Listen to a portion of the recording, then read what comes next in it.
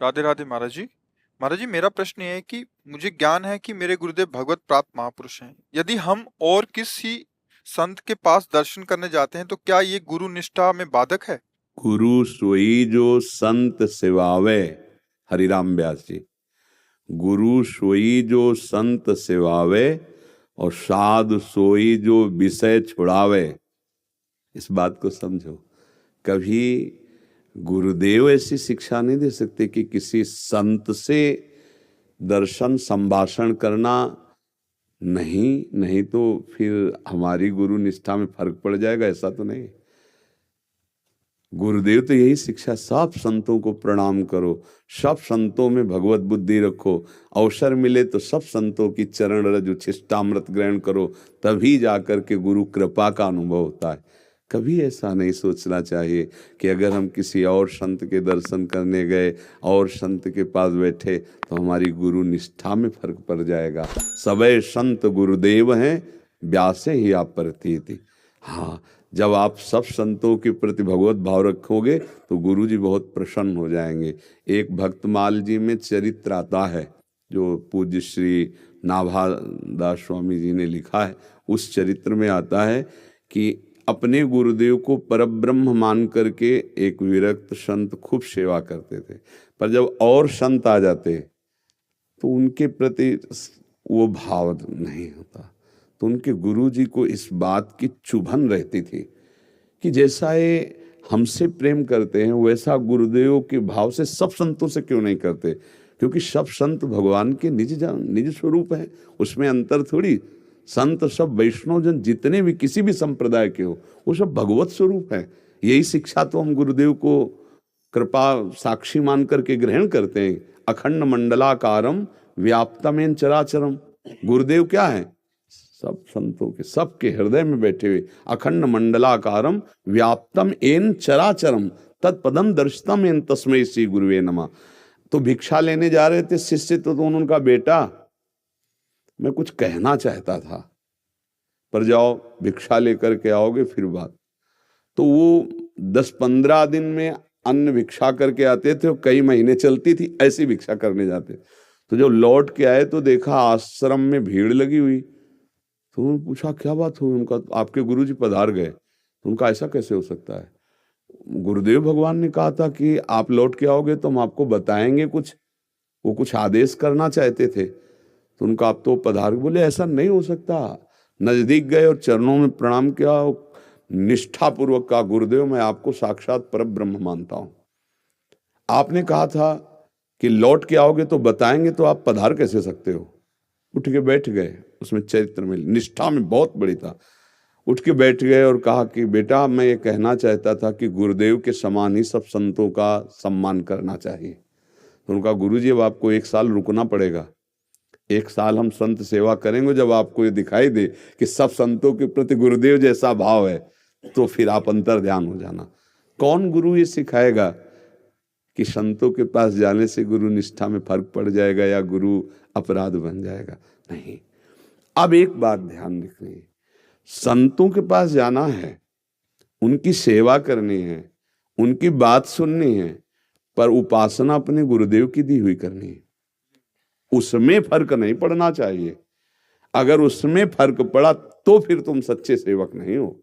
हम जाएंगे, संतों की सेवा करेंगे, संतों के सत्संग सुनेंगे, लेकिन मंत्र उपासना अपने गुरुदेव की जपेंगे। जो हमें गुरुदेव उपासना दिए उस पर कोई फर्क नहीं पड़ने देंगे। सत्संग सुनेंगे, भगवान की चर्चा सुनेंगे, संतों के दर्शन करेंगे, उनको प्रणाम करेंगे, उनकी सेवा करेंगे, पर उपासना अपने गुरुदेव के अनुसार तो बात चलती नहीं। हाँ, उपासना में फर्क नहीं पड़ना चाहिए। महर्षि, अगर कोई संत भगवान कोई आज्ञा देते हैं कि ये वाला पाठ करो या ऐसी पद्धति से चलो जल्दी प्रिया, हाँ, तो हम अपने गुरुदेव से निवेदन करेंगे, फिर वो इस विषय में क्या कहते हैं फिर देखेंगे। सीधी बात कहनी चाहिए। जैसे कोई संत कह रहे हैं कि आप ये साधन करो, आप ये, तो महाराज जी आपने कहा है, अब हम अपने गुरुदेव भगवान से निवेदन करेंगे वो क्या अनुमति देते हैं देते हैं। स्वयं हमारा अधिकारी नहीं है, हमारे गुरुदेव जैसा कहेंगे हम वैसे चलें। सच्चा उपासक ऐसा ही होता है, अपने गुरुदेव की आज्ञा पर ही चलना चाहिए। सत्संग सुने, सेवा करे, सब संतों को दुलार करे, ये तो हमारी उपासना है। पर हमारे अंतर की जो साधना है वो गुरुदेव से ही चलेगी, उस पर किसी का आदेश नहीं। गुरुदेव के समान जो उपासना में वो गुरुदेव के ही वाक्य, सत्संग सुनेंगे सबको हम भगवत स्वरूप मानकर, गुरुदेव का स्वरूप मानकर प्रणाम नमस्कार सेवा, ऐसे चतुरता पूर्वक चला जाता है।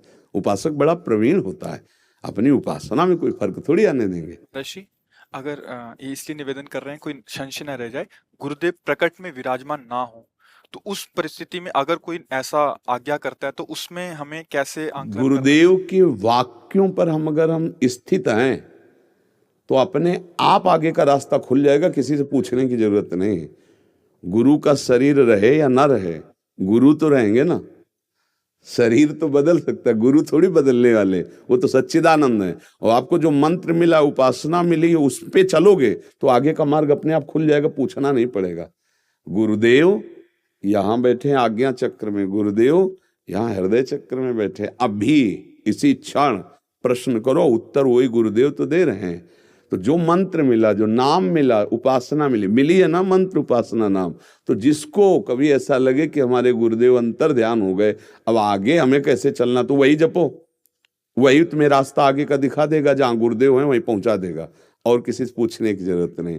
अगर इसके आगे भी संशय हो, नहीं खुल रहा है, दिमाग में नहीं आ रहा, तो गुरु के जो परिकर हैं उनसे मिले, उनसे बात करें, उनसे अपने हृदय की स्थिति रखे, या फिर गुरुदेव से एकांत में प्रार्थना करे, तो अंदर प्रेरणा आ जाएगी। अविनाशी गुरुदेव हैं, अंदर प्रेरणा। अगर इतनी क्षमता नहीं है आंतरिक समझने की, तो गुरु भाई होंगे, उनके गुरु परिकर होंगे, उनसे मिलकर बात करें, उनसे आगे पर चले वही रास्ता जो रास्ता पकड़ लिया, तो फिर उसमें संशय नहीं रहेगा। समझ पा रहे? महाराज, राधारानी कृपा से हम ऐसे संतों से मिले हैं जो एकांत में भजन करते हैं, ठाकुर जी से साक्षात बात करते हैं। तो मेरा कभी कभी मन होता है कि एक महीने में 1-2 बार जाकर उनके मिलो। नहीं, बिल्कुल मिलो, जाओ दर्शन करो, वहाँ की चरण रज माथे पे लगाओ और खूब उनका संग करो, उनके परमाणु खूब भजन करवाएंगे। संतों के दर्शन मात्र से भजन होता है। दरस परस अघनास बास निज संग करो दिन, तीन मुख हरिजस सुनत श्रवण मानो न त्रिपित चिन्ह। अगर हम संतों का दर्शन, संभाषण, स्पर्श प्राप्त करते तो भजन तो बढ़ेगा ही, और प्रभु से प्रेम होने लगेगा, सीधे प्रेम हो। तात स्वर्ग अपवर्ग सुख धरी तुला एक अंग, तूल न ताहि सकल मिल, जो सुख लव सत्संग। क्षण मात्र के भगवत प्रेमी महात्मा के दर्शन से प्रेम जागृत हो जाता है, जो अत्यंत दुर्लभ है। उसकी समानता ना स्वर्ग से ना मोक्ष से की जा सकती है। ये तो जाना चाहिए बच्चा, और दर्शन करना चाहिए। ठीक है जी।